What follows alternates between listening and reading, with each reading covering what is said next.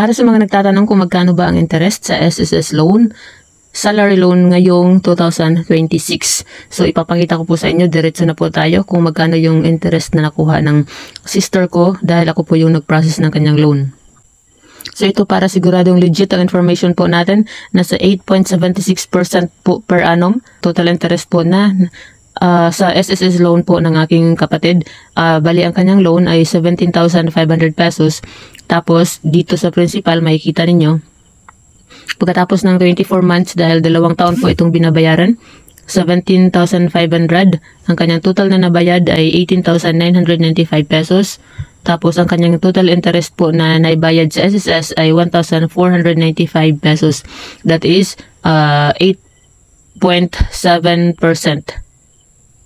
Or something like that. Basta nasa mga 8% po ang interest po ng salary loan sa SSS. So, hindi katulad ng calamity loan dahil sa calamity loan po ay binaba na po sa 7%.